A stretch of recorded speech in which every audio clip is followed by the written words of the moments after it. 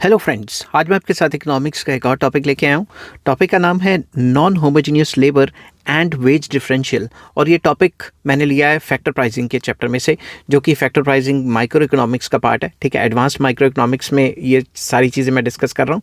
तो इस टॉपिक में मैं डिस्कस करूँगा कि नॉन होमोजीनियस लेबर, जब परफेक्ट कॉम्पिटिशन एज्यूम करता है कि जो लेबर है वो होमोजीनियस होना चाहिए, और अगर लेबर होमोजीनियस नहीं होगा तो वेज डिफरेंशियल क्या होगा, कैसे होगा, वो सारा कुछ हम इस टॉपिक में डिस्कस करेंगे। ठीक है, तो चलिए शुरू करते हैं। The theory of labour pricing assumes that labour is homogeneous. तो लेबर प्राइसिंग या फैक्टर प्राइसिंग की जो थ्योरीज हैं वो ये एज्यूम करके चलती हैं कि जो लेबर है वो होमोजीनियस है।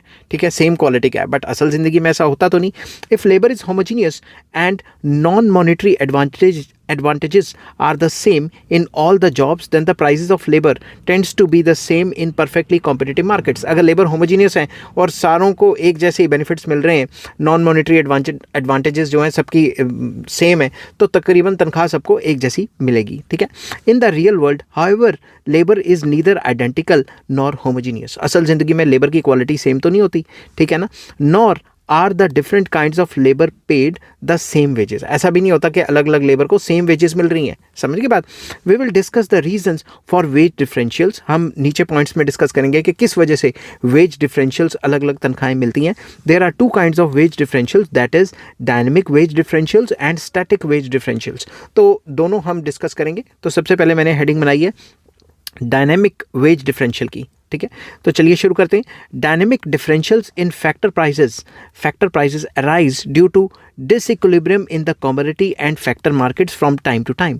ये जो डायनेमिक वेज डिफरेंशियल है ये क्यों खड़े हो जाते हैं? ये इसलिए अराइज होते हैं क्योंकि डिसइक्विलिब्रियम आता रहता है लगातार कमोडिटी मार्केट में या फैक्टर्स मार्केट में। ठीक है, टाइम टू टाइम ये डिसइक्विलिब्रियम आता रहता है। The dynamic factor price differential act as a demand and supply conditions of the factor to restore the equilibrium and thereby remove the factor price differences। ये जो dynamic factor price differentials हैं ये demand and supply की तरह काम करते हैं, और जो भी मार्केट में ऊपर नीचे चेंजेस आते रहते हैं, फैक्टर का डिमांड या सप्लाई उस हिसाब से चेंज करके जो प्राइजेस हैं उसमें जो डिफरेंसेस हैं वो क्रिएट करके इक्विलिब्रियम में बार बार लाते रहते हैं। ठीक है, कैसे?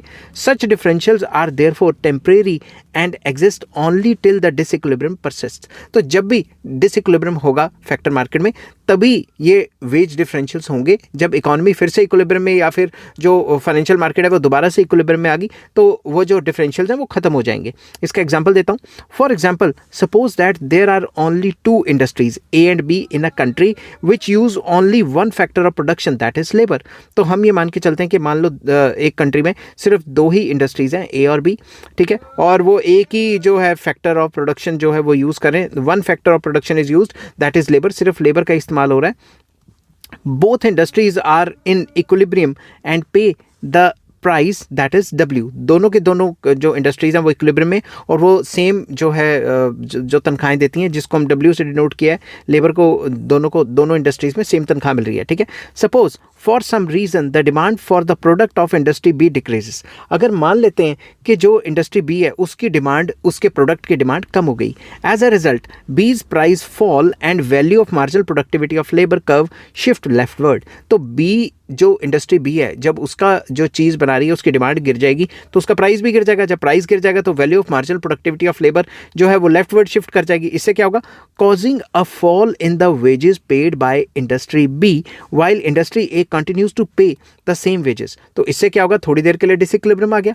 जो बी है वो कम तनख्वाहें दे रही है और कम तनख्वाहें दे रही हैं, और ए तो उतनी की उतनी तनख्वाह दे रहा है। समझ के बाद wage rate in industry B will be lower than that in industry A. तो बी इंडस्ट्री में वेज रेट कम हो जाएगी और ए इंडस्ट्री में वेज रेट उतनी की उतनी रहेगी। ठीक है, this is the dynamic type of wage differential. इसको हम dynamic type of wage differential कहते हैं, जो कि मार्केट की सिचुएशन के चेंज होने की वजह से आई है, मार्केट की डिसइक्विलिब्रियम के होने की वजह से आई है। The dynamic wage differentials are self adjusting. तो ये इकोनॉमिस्ट कहते थे कि ये जो डायनेमिक जो डिफरेंशियल्स आते हैं वेज रेट में ये सेल्फ एडजस्टिंग होते हैं। Due to lower wage rate in industry B labour tends to move to industry A in which wages are relatively higher. तो जब बी इंडस्ट्री में कम तनख्वाह है, ए इंडस्ट्री में ज़्यादा तनख्वाह है, तो लेबर ए में जाना शुरू कर देंगे बी से निकल के। This causes a fall in the wage in industry A. जब इंडस्ट्री ए में ज़्यादा सप्लाई ऑफ लेबर आ जाएगी तो उसमें तनख्वाहें कम हो जाएंगी। Shift to labour shift of labor to industry A continues until wages in industry A falls to the level in industry B. तो जब supply of labour A industry में बढ़ जाएगी तो सप्लाई के बढ़ने की वजह से, लेबर की सप्लाई के बढ़ने की वजह से वेजेस गिरेंगी और तब तक गिरती रहेंगी जब तक बी इंडस्ट्री के बराबर नहीं आ जाती वेजेस, ठीक है. Thus in course of time a new wage differential disappear whether or not a new equilibrium is reached, and wage differences disappear depends upon the factor mobility. तो with the passage of time ये जो difference है वो कम हो जाएगा, but ये depend करता है कि जो फैक्टर्स की मोबिलिटी कितनी है, ठीक है. अब ए फैक्टर जो बी इंडस्ट्री में जो लोग काम कर रहे थे वो ए में जाके अगर अच्छे तरीके से काम कर सकते हैं, मोबिलिटी अच्छी है, तो ये वेज डिफरेंशियल ख़त्म हो जाएगा. बट अगर आप कहो कि भाई वो चप्पलों की जो फैक्ट्री है वहाँ से जाके लैपटॉप की फैक्ट्री में लग गए, ऐसा तो नहीं हो सकता ना. तो हम ये मान के चल रहे हैं तो दोनों का जो स्किल सेट है वो तकरीबन सेम है, ठीक है. इफ़ फैक्टर्स आर इमोबाइल, अगर फैक्टर्स इमोबाइल हैं, द वेज डिफरेंशियल्स परसिस्ट. तो अगर एक लैपटॉप या फिर एक कंप्यूटर हार्डवेयर की जो इंडस्ट्री है और दूसरी जो है शू की फैक्ट्री है, तो उसमें से थोड़ी ना जाएंगे, तो वेज डिफरेंशियल्स तो लगातार बने रहेंगे इस केस में. If labour is mobile the wage differentials disappear over time.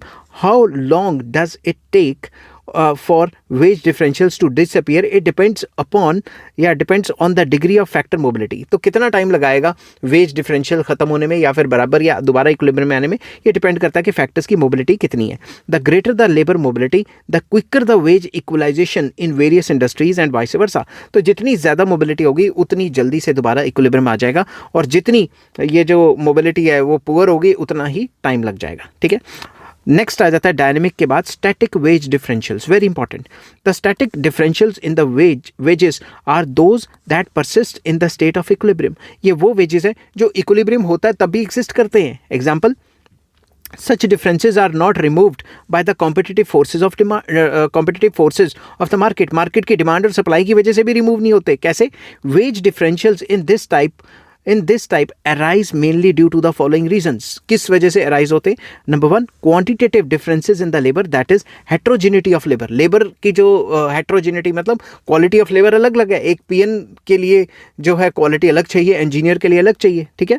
Next, differences in the nature of occupation. काम ही अलग अलग है, इंजीनियर का काम अलग है, पीएन का काम अलग है, ठीक है. Differences in the prices of product which various kinds of labour produce. एक लेबर लैपटॉप बना रहा है, दूसरा लेबर जो है चप्पलें बना रहा है, ठीक है ना. उनकी जो क्वालिटी ऑफ प्रोडक्ट है वो भी तो अलग अलग है ना, जो वो प्रोडक्ट बेच रहे हैं उनका प्राइस भी तो अलग अलग है ना. Next, market imperfections. Very important. Market की इम्परफेक्शंस की वजह से भी होता है. मार्केट इम्परफेक्शंस पे मैंने अलग से वीडियो बनाई हुई है. We will explain first the static wage differentials caused by qualitative differences in the labor in detail, and then discuss briefly the wage differentials caused by other factors. तो सबसे पहले मैंने हेडिंग बनाई है wage differentials due to heterogeneity of labor. Labour की जो quality है वो अलग होने की वजह से जो है वेज में डिफरेंसेस है. कैसे? Labour is most heterogeneous factor of production. Labour जो है सेम क्वालिटी का तो होता नहीं, तो सबसे ज़्यादा जो हेट्रोजीनस फैक्टर है प्रोडक्शन में वो लेबर ही होता है. Therefore wage differentials are far more common than other factor price differentials. तो लेबर में जो डिफरेंसेस हैं वेज रेट में वो बहुत ज़्यादा होते हैं. वेज डिफरेंशियल्स बहुत ज़्यादा होते हैं in case of labour. Wage differentials between the two broad groups of labor, that is skilled and unskilled, are more obvious than those within the groups.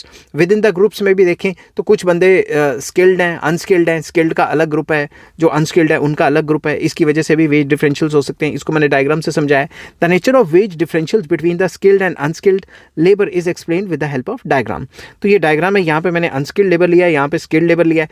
skilled का अगर आप देखोगे तो शुरुआत में इक्विलिब्रियम इतनी होगी, ठीक है, और इसकी इक्विलिब्रियम वेजेस इतनी है. अगर इसकी सप्लाई बढ़ा देंगे तो इसकी वेज रेट मान लो इतनी गिर जाती है.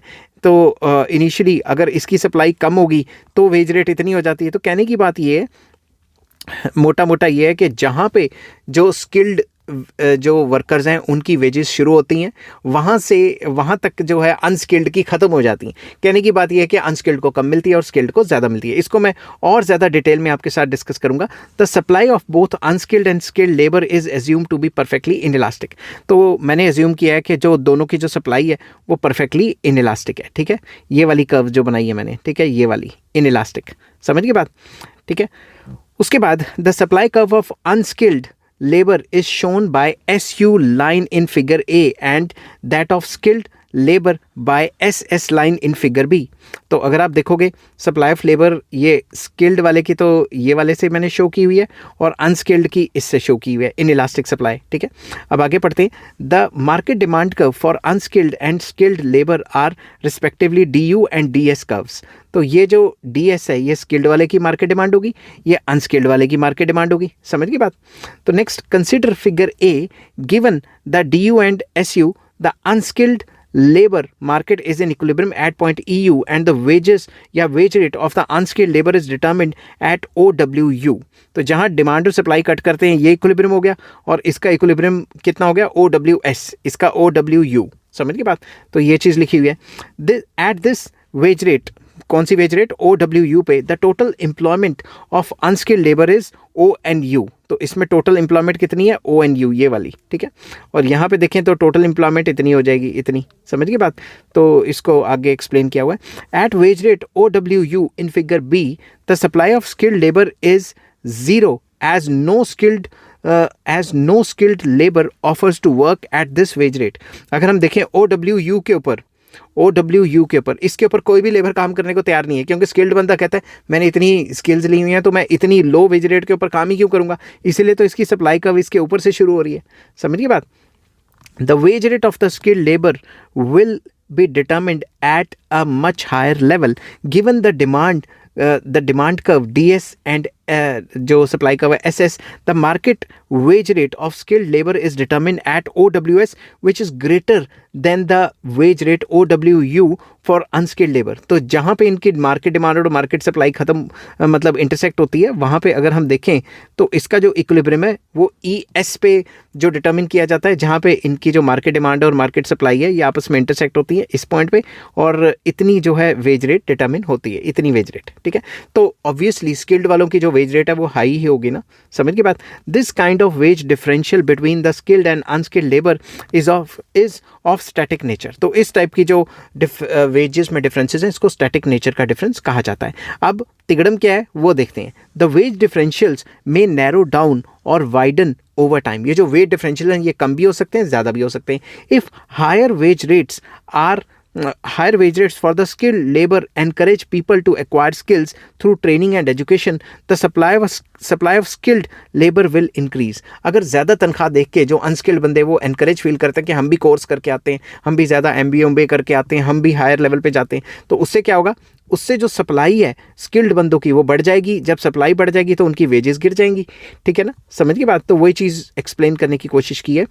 As a result the supply curve will shift rightward to SS1 in figure B and the wage rate will tend to settle at equilibrium point E1S या ES1, कुछ भी कहो। तो नया इक्विलिब्रियम यहाँ पे आ गया ना, वेज रेट ये वाली होगी। तो अब ये जो डिफरेंस है ये तो इतना सही रह गया ना। समझ की बात? तो वही चीज़ यहाँ पे एक्सप्लेन करने की कोशिश की है। With the wage determined at W1S provided that there is no barrier to entry into the skilled labor market, this will reduce the wage differentials। तो जब भी सप्लाई ऑफ स्किल्ड वर्कर्स बढ़ जाएगी इससे वेज डिफरेंशियल्स जो हैं skilled और unskilled के वो कम हो जाएंगे।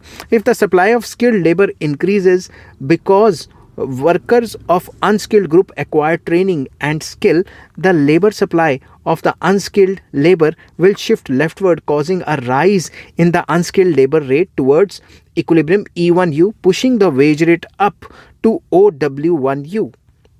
अब अगर सारे के सारे जो स्किल्ड बंदे मतलब अनस्किल्ड बंदे हैं वो स्किल्स लेके अपना जो हैं स्किल्ड मार्केट में चले गए तो अनस्किल्ड बंदे तो कम हो जाएंगे। अनस्किल्ड बंदे कम हुए तो उनकी सप्लाई कम हो जाएगी। अगर उनकी सप्लाई कम होती है तो नई सप्लाई कम ये हो जाएगी और उसका वेज रेट पहले से बढ़ जाएगा। समझ रहे हो ना बात? तो कहने की बात ये है कि इनमें जो वेज डिफरेंशियल्स हैं ये भी इनकी डिमांड और सप्लाई के हिसाब से चेंज होते रहते हैं। This will further reduce the wage differentials. Note that the difference between unskilled labour veg rate OWU and skilled wage rate OWS narrows down as shown in the above figure। तो जो ऊपर figure दिया इसमें ये जो differences हैं ये कम हो जाते हैं। अगर स्किल्ड की सप्लाई बढ़ गई और अनस्किल्ड की सप्लाई कम होगी तो ये जो वेज गैप है ये काफ़ी कम हो जाएगा। समझ की बात? अब नेक्स्ट मैं डिस्कस करूँगा causes of persisting wage differentials. लगातार जो वेज डिफरेंशियल्स हैं ये लगातार जो डिफरेंसेस हैं इन वेजेस में इसकी वजह क्या हो सकती है? The wage differentials that persist over time are of two kinds, that is compensating or equalizing and दूसरा नॉन कंपनसेटिंग डिफरेंशियल्स। तो सबसे पहले कंपनसेटिंग वेज डिफरेंशियल्स क्या होते हैं वो डिस्कस करूंगा। The compensating wage differentials account for all non monetary gains और costs that are associated with various kinds of jobs. तो जब भी आप कोई काम कर रहे हो उसके साथ जो नॉन मॉनेटरी जो गेन्स हैं या कॉस्ट्स हैं उनसे एसोसिएटेड जो भी हैं उनको हम कंपनसेटिंग वेज डिफरेंशियल्स कहते हैं। इनमें क्या क्या आ जाता है? The compensating wage differentials arise from the following factors, जैसे कि कॉस्ट ऑफ ट्रेनिंग, कि ट्रेनिंग की कितनी कॉस्ट है। अगर ट्रेनिंग की हाई कॉस्ट है, तनख्वाह भी हाई होएगी, तो उसी हिसाब से फिर वेज डिफरेंशियल आना तो ऑब्वियस है ना। While some jobs that is medical engineering and managerial professions requires heavy monetary investment in education and training, some other require low investment. तो अगर आपने डॉक्टर बनना है, इंजीनियर बनना है या MBA करनी है बहुत अच्छे हाई फाई कॉलेज या यूनिवर्सिटी से, तो उसमें कॉस्टिंग काफ़ी ज़्यादा बढ़ जाएगी। और कोई छोटी मोटी टाइपिंग का काम सीखना है उसमें कॉस्टिंग इतनी ज़्यादा नहीं है।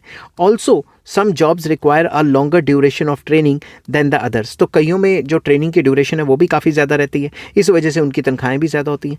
The jobs needing greater investment in terms of money and time are generally high paid. तो जहाँ पे टाइम मनी एफर्ट ज़्यादा लगता है ट्रेनिंग के लिए, मतलब उस डिग्री को हासिल करने के लिए या उस स्किल सेट को हासिल करने के लिए, वहाँ पे तनख्वाहें भी हाई रहती हैं। Higher salaries include compensation of high cost of training and education. तो जितना ज़्यादा आप अपनी स्किल सेट पे खर्च कर रहे हो उस हिसाब से आपकी तनख्वाह हाई रहेगी। ठीक है, नेक्स्ट आ जाता है रिस्क इन परफॉर्मिंग जॉब। अगर ज़्यादा रिस्की जॉब है तनख्वाह ज़्यादा होगी, रिस्की कम है तनख्वाह कम होगी। Some jobs by nature involve risk of life and body. कैसे? Among risky jobs some are riskier than others, जैसे कि highly risky jobs that is jobs in mining workers, engineers, aeroplane pilots etcetera are highly paid than the less and non risky jobs. अगर आप office में बैठ के काम कर रहे हो इतना रिस्क नहीं है, कहीं और जाके काम कर रहे हो, एरोप्लेन उड़ा रहे हो वगैरह, रिस्की जॉब ज़्यादा, तो आपकी तनख्वाहें ज़्यादा होंगी। Higher payments include compensation for the risk of jobs. Some jobs like teaching and white collar jobs do not involve any risk and hence are low paid. तो इस पॉइंट में ये कहना चाहते हैं कि wage differentials due to riskability भी होता है। नेक्स्ट आता है hours of leisure, very important. People in the teaching profession and research generally enjoy longer leisure hours than people in medical and engineering profession। तो जो टीचर वगैरह होते हैं उनको क्या है, पढ़ाया स्कूल कॉलेज यूनिवर्सिटी में पढ़ाया और फिर उसके बाद लेजर टाइम एक्टिविटी काफ़ी ज़्यादा हो जाती है, ज़्यादा एफर्ट नहीं मारने पड़ते, बस पढ़ाया जो पढ़ा हुआ है वही तो पढ़ाना है। ठीक है, तो उनका लेजर आवर्स काफ़ी ज़्यादा होते हैं और उसी हिसाब से उनकी तनख्वाह होती है। बट दूसरी तरफ जो इंजीनियर्स होते हैं या मेडिकल स्टाफ है या फिर जो डॉक्टर्स वगैरह हैं, उनका जो काम करने का जो आवर्स हैं वो काफ़ी ज़्यादा होते हैं और ज़्यादा आवर्स हैं, इसलिए भी उनको ज़्यादा जो है तनख्वाहें मिलती हैं।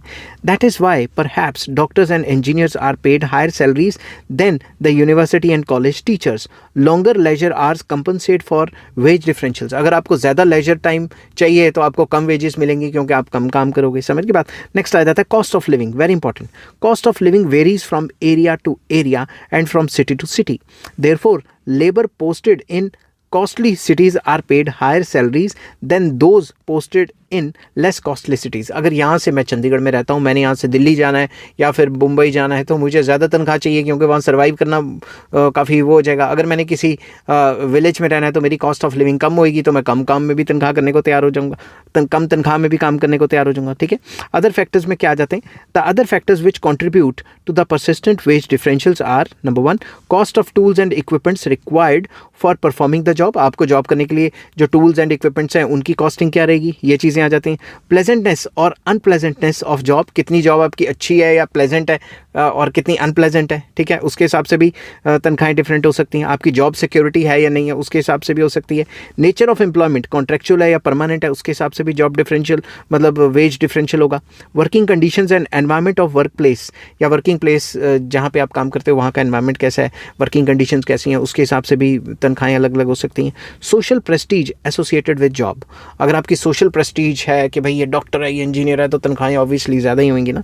नेक्स्ट आ जाता है नॉन कॉम्पनसेटिंग वेज डिफरेंशियल्स। इसमें क्या आ जाता है? The non compensating wage differentials are those which for which there is no compensating factor. इसमें कोई कंपनसेटिंग फैक्टर नहीं होता। Such differentials arise due to following factors. पहला, इंडिविजुअल क्वालिटीज़ ऑफ लेबर, कि एक बंदे ने वही डिग्री ली जो दूसरे बंदे ने ली, मगर एक बंदे में काम करने का हुनर ज़्यादा होगा। समझ की बात।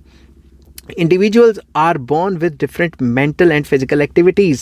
Physical abilities and endowments which determine their working efficiency and the nature of job to which they are best suited. Simple words में हर एक बंदा अलग अलग टाइप का है. एक डॉक्टर बना है, दूसरा डॉक्टर बना है, दोनों के पास MBBS की डिग्री है, बट एक डॉक्टर हाईली स्किल्ड है, मतलब उसको तजर्बा ज़्यादा है या फिर उसको स्किल सेट अच्छी है. समझ की बात. Such individual differences exist in all kinds of labour, that is skilled and unskilled. तो ऐसा स्किल्ड बंदों में भी हो सकता है, अनस्किल्ड में भी. अब आप कुछ लेबर को रखोगे वो फटाफट से काम खत्म कर देंगे, कुछ लेबर को रखोगे वो सुस्ती पा के काम करेंगे. ठीक है. The differences in the individual abilities and expertise या एक्सपर्टीज जो भी आप बोलो, cause differences in their productivity. तो हर एक लेबर या बंदा अलग अलग टाइप का है, हर एक बंदे की एफिशिएंसी अलग अलग टाइप की है. Therefore there would be differences in the reward which they earn in the market for their services. तो वो अपने काम के लिए अलग अलग तनख्वाहें जो हैं एक्सपेक्ट करना भी सही है और उनको अलग अलग तनख्वाहें भी मिलेंगी. नेक्स्ट आ जाता है market imperfections, very important. If labour market conditions are imperfect, अगर लेबर मार्केट में कंडीशंस इम्परफेक्ट हैं, मतलब परफेक्ट कंपटीशन नहीं है, and generally they are then, मतलब जनरली तो आपको पता ही है ना, परफेक्ट कंपटीशन तो होता ही है. Then workers lack adequate information regarding the opportunities open to them. तो वर्कर्स को पता नहीं होगा कहाँ कहाँ पे नौकरियाँ और कितने रुपये मिलेंगे. This restricts the mobility of labour to higher paid jobs and places. तो लेबर को पता ही नहीं लगेगा कहाँ कहाँ पे जाके मेरे को ज़्यादा तनख्वाह मिलेगी, कहाँ कहाँ पे जाके मुझे काम करना चाहिए. ठीक है. Immobility of labour due to market imperfections may cause low wages in some areas and high wages in other areas. तो कुछ जगह पे क्योंकि लेबर्स को नॉलेज नहीं है तो उस जगह पे तनख्वाहें ज़्यादा होंगी, क्योंकि वहाँ पे वो जा नहीं सकते, जहाँ जा नहीं सकते या पता नहीं है उस जगह के बारे में. तो इमोबिलिटी की वजह से भी कुछ जगह तनख्वाहें ज़्यादा होंगी और कुछ जगह पे तनख्वाहें कम होगी. Besides, discrimination in employment on the basis of color, sex, religion and caste etc. also cause non-compensating wage differentials. तो इसमें ये भी आ जाते हैं कि भाई फलां जगह का बंदा है, उसको ज़्यादा तनख्वाह देनी है और मेल को ज़्यादा देनी है, फीमेल को कम देनी है, या फीमेल को ज़्यादा देनी है, मेल को कम देनी है. इस रिलीजन के बंदे को ज़्यादा देनी है, इस रिलीजन के बंदे को कम देनी है, या फिर फलां कास्ट का बंदा है तो उसको ज़्यादा देनी है. ऐसे वेज डिफरेंशियल्स भी आ जाते हैं. ठीक है. नेक्स्ट आ जाता है differences in prizes of products, very important. The value that a commodity fetches in the market produced by a labor is one of the most important cause of wage differentials. आप क्या चीज़ बना रहे हो, अगर वो चीज़ महंगी है तो आपकी तनख्वाह भी अच्छी होगी, अगर वो चीज़ मार्केट में बिकती है सस्ती तो आपकी तनख्वाह कम होगी. Labour employed in industries producing low price goods tend to get lower wages than those employed in industries of highly priced goods. अब सिंपल वर्ड्स में जो BMW के जो वर्कर्स हैं उनको तो ज़्यादा तनख्वाह मिलेगी ना जो मारुति सुजुकी के जो वर्कर्स हैं उनसे. समझ की बात. तो ये भी डिपेंड करता है कि आप कितने का सामान मार्केट में, जो आप सामान बनाते हैं वो मार्केट में कितने का बिकता है. ठीक है. For example beedi workers, beedi की एग्जाम्पल लिया मैंने, beedi workers get lower wages than the workers of a cigarette company. Cigarette company में जो वर्कर्स हैं उनको ज़्यादा तनख्वाह मिलती होगी और जो बीड़ी की फैक्ट्रियों में जो काम करते हैं उनको कम तनख्वाह मिलती होगी. ठीक है ना. तो ये डिपेंड करता है कि आप जो सामान बना रहे हो वो कितने का मार्केट में बिक रहा है. इसकी वजह से भी वेज डिफरेंशियल्स होते हैं. तो नेक्स्ट टॉपिक मैं आपके साथ लेके आऊँगा wage and employment determination under imperfect competition. तो अभी तक तो हम परफेक्ट कॉम्पिटिशन कर रहे थे. परफेक्ट कॉम्पिटिशन के बाद का ये टॉपिक मैंने कराया कि वेज डिफरेंशियल्स क्यों हो सकते हैं. तो नेक्स्ट टॉपिक मैं आपके साथ लेके आऊँगा कि इम्परफेक्ट कॉम्पिटिशन के अंदर वेज डिटर्मिनेशन किस किस तरीके से होता है. आई होप ये वीडियो आपको पसंद आई होगी. अगर पसंद आती है तो please like, share and subscribe. Take care. Bye bye.